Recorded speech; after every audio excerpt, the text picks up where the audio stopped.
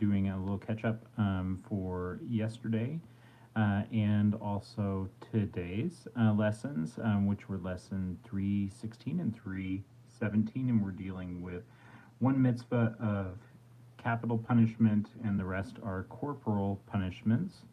I believe would be the proper definition.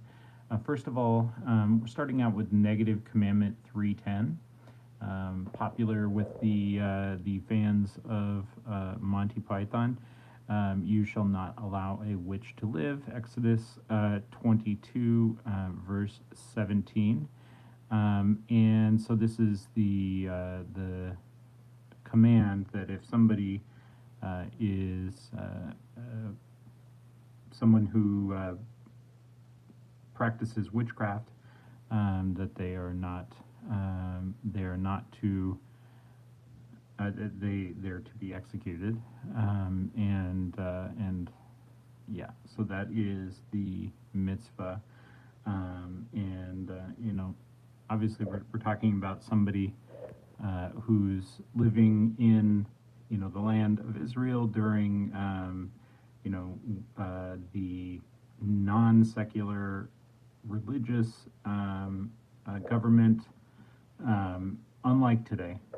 Today,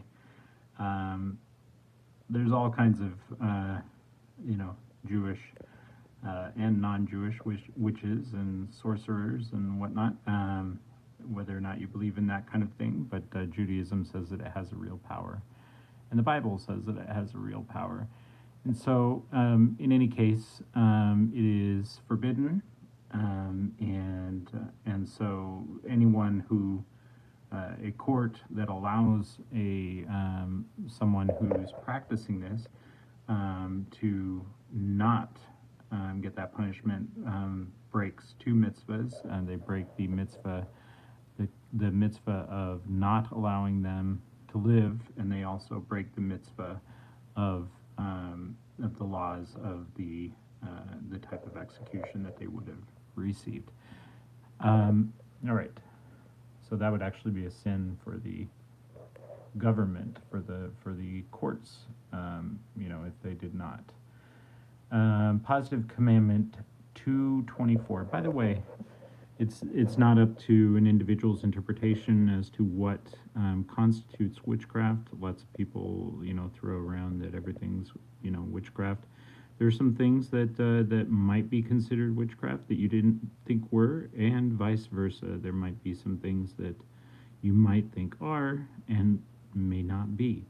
And it would require witnesses, etc., for this to happen, and the person would have had to have been warned ahead of time. Keep in mind that somebody always has to be warned that they're not, in very rare cases, that you don't.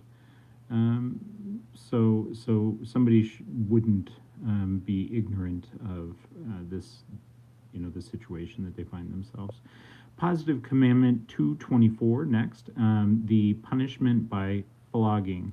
Okay, so I want to bring up this because not only do we see this in the Old Testament, but you might be familiar with, like, for instance, Jesus received lashes. He received not just lashes, but as far as I know, like a cat of nine tails, which is something that the Romans had, which would have had sharp pieces of glass or metal and strips of leather, and was a very horrible thing that would remove the skin from your back. Sorry for the explicit language. This is not what we're talking about in the Bible. That was Roman. That was a Roman thing. Romans were sadistic. The punishment that is found in Deuteronomy 25:2 says, "The judge shall make him lean over and flog him in front of him," and so the way it would work is the Bible says that you can get 40 lashes. However, if you even notice in the New Testament, Paul says that he received the 39 or the 40 lashes minus one, or the 39 lashes. And that's the way it was done. Nobody ever got a full 40. If you were going to get lashes, the first of all, you would be examined, or the person who was going to get it would be examined by a physician. The physician would say, I think this guy can only handle 15. So they would do the 15, and the physician would keep an eye on you during that. And if he says no, he can't take any more, then that's it. You're not the lashes were never supposed to be something that you would expire from, God forbid. And even to the point of if it was shameful to you that you were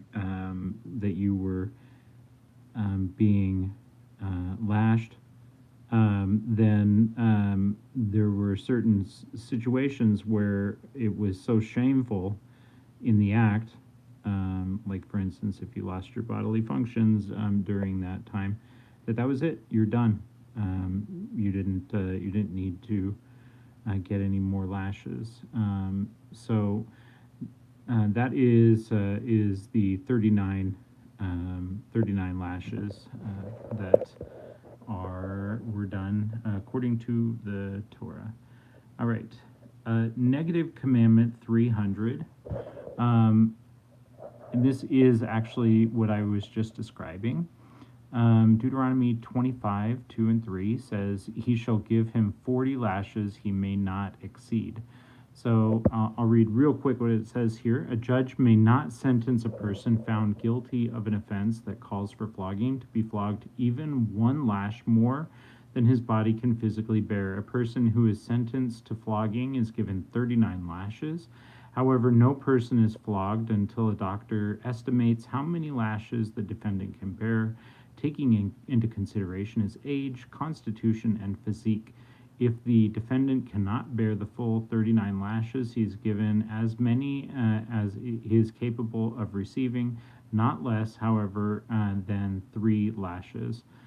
In the event that he is only capable of bearing less than 3 lashes, he would not be flogged at all. Included in this prohibition is adding even 1 lash on the 39 requisite lashes, even for one capable of bearing it.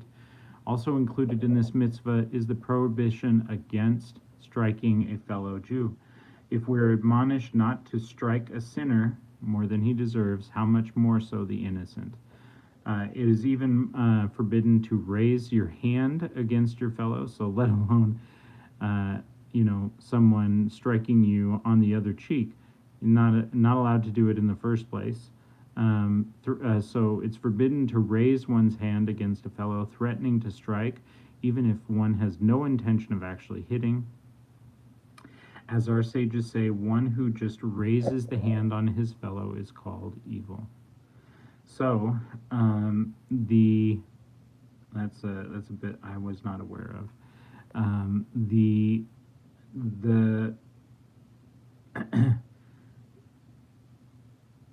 Every type of striking had a different penalty as well. Striking with the open hand, striking with the backhand, or striking with a punch, each of those had a different penalty that was charged, because some are more, like slapping someone and striking someone with the back of the hand. The back of the hand is more shameful than the initial slap, and both of those are more shameful than a punch, and so that you would also be, of course, had to be compensated for the injury that you received, etc. If somebody was to punch you, but even the shame as well. Any case, so when you hear turning the other cheek, keep that in mind. All right, Deuteronomy 22, verse 26, um, is the punishment, or the not to punish an individual who was coerced to sin. So it's forbidden to punish a person for the commission of a sin that they were coerced to do. So if somebody is forced against their will to do some act that they were not willing to do, if they weren't forced, there are other societies, other cultures out there who will punish the victim, but the Torah, the Bible does not allow punishing victims. All right, and I believe this is the last mitzvah for the night, though it might be a little bit of a bigger one. We'll decide if we want to read a little deeper here. Negative Commandment 290, issuing a punitive sentence based on circumstantial evidence. So Exodus 23:7 says, "And an innocent and righteous person you shall not slay." So we're forbidden to punish an individual based only on circumstantial evidence, even if the person's guilt is virtually certain. So, for example, a person was pursuing his enemy with the intent to murder him. The pursued escaped into a house, followed by the pursuer.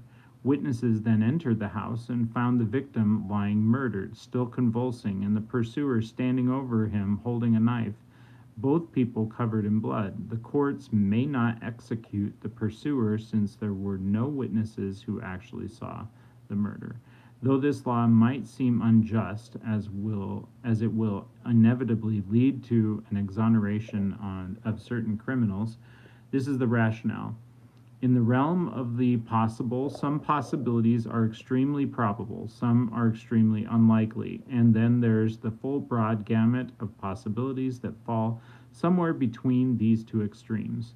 If the Torah were to allow the courts to punish an individual in an instance where the probability of guilt is almost definite, similar to the above example, then the courts would also come to punish in cases where the guilt is less and less probable, until they would execute defendants based on flimsy estimation according to the judge's imagination.